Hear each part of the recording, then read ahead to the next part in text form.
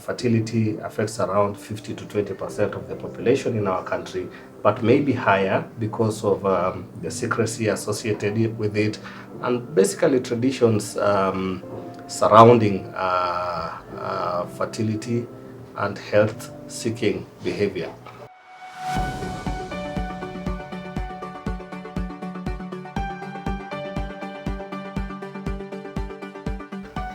The topic we have to discuss today is on infertility and generally men's health. Before our surgical conference, we usually have a free Urosurgical camp, which this time we held in Kakamega and Vihiga counties. This activity is usually supported by Kenyatta National Hospital. In total, we were able to operate 152 patients, 33 being children and 119 being adults. So smoking and alcoholism is one of the leading causes of male infertility. Our advocacy as medical practitioners is a cessation of smoking and safe intake of alcohol, meaning avoiding excess use of alcohol.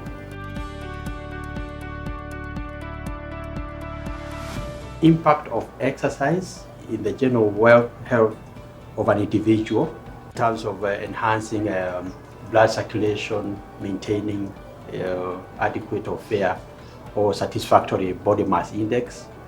So it's a positive factor when people exercise, and it helps the general health of an individual. But we probably want to look at the use of performance-enhancing medications among athletes, high-level athletes. Some of these performing-enhancing substances, specifically what we call anabolic steroids in medicine, actually affect sperm production. So we'd also like to advise avid exercisers, bodybuilders, high-performance athletes that it is very important to avoid most of these chemicals, because definitely it will affect sperm production. Practice of masturbation, what you call in medical terms self-erotism, in certain ways, it tends to affect the psychological well-being of the person. It may reduce sperm count in the event that somebody practicing this is the actual desire to conceive. So the timing, of course, will definitely lower the sperm quality and sperm count.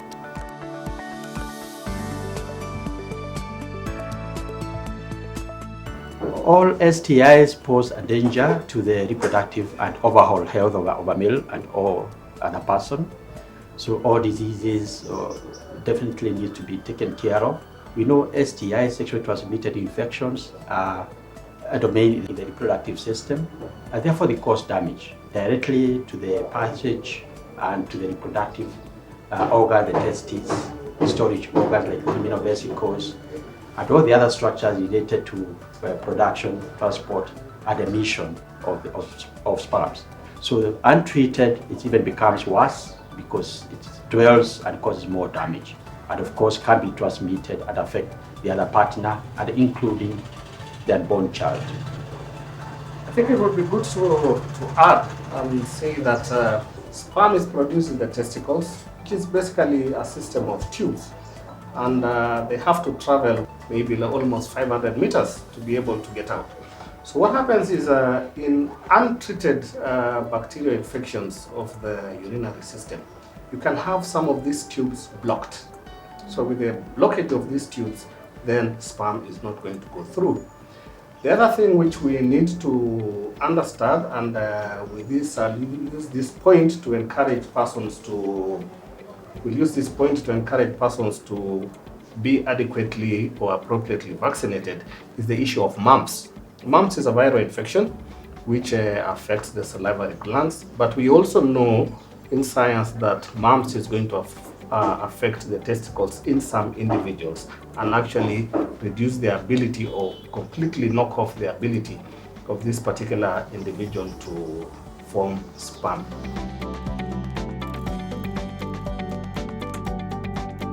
Other garments, some people call them briefs or underpants. To the man, it has an impact in terms of how they support the testicle.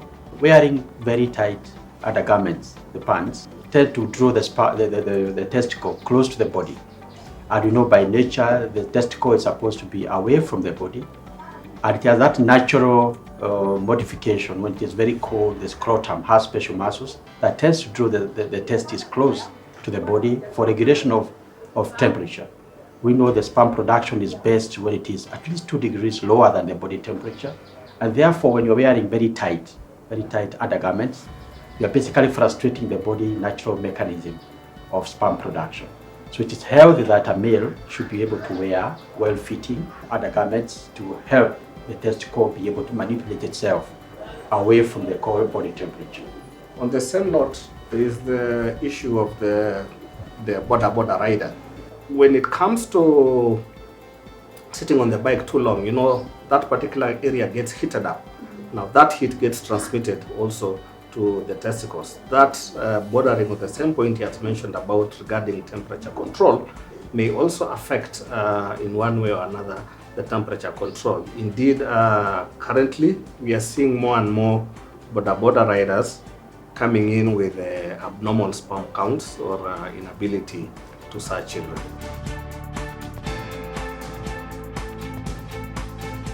We only get to know that somebody is infertile when they start looking for children.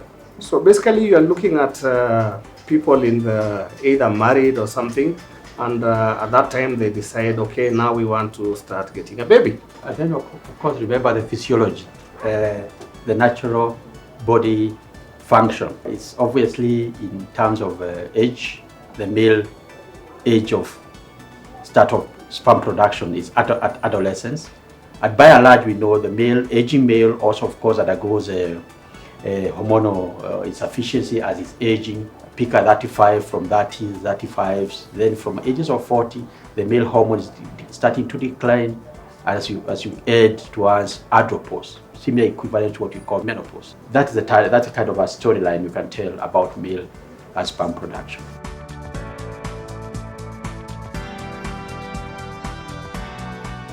Diagnosis and treatment of male infertility is mainly hampered by the health-seeking behavior of an individual, because men tend to imagine that as long as you're ejaculating, you think you are fertile, because we know the sperms are coming from the testicle and the fluid, the ejaculate, is coming from the prostate gland.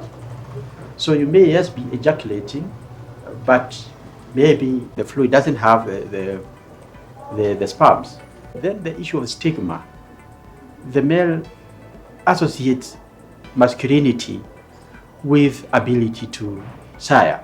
Before a man comes to terms that he's unable to sire, there's a lot of denial, there's a lot of shame, there may be a bit of shame, and therefore you find this illness being swept under the carpet. The man is not, he feels at risk of losing that self or ego and the masculinity pose. And therefore, it's an issue that is not easily talked about. This issue tends to be really delayed in terms of diagnosis. And when even people, when they are coming in, we appreciate the role of the partner, the wife, seeking, of course, solutions to this issue. We know various cultures have their various approaches to male infertility, but of course the science has laid bare the various causes of male infertility. Some of course can be remedied, some of course unfortunately maybe not be remedied, and therefore there will be alternatives, approaches to solving the male infertility. For purpose of the patients who has a fertility problem, Kenyatta National Hospital points. One through the gynecology department, and for information, gynecology department generally deals with the female genital problems, and one of them would be infertility. The second entry point towards getting evaluated is the urology clinic, which is also established in Kenyatta Hospital. For information, we have a urology clinic Monday, Tuesday, and Wednesday, every day of the week at Kenyatta National Hospital. From this point then, one can get clinically assessed by the urologist, and after a clinical assessment, there are some lab tests which will be requested for an evaluation of the semen, maybe some blood tests as well.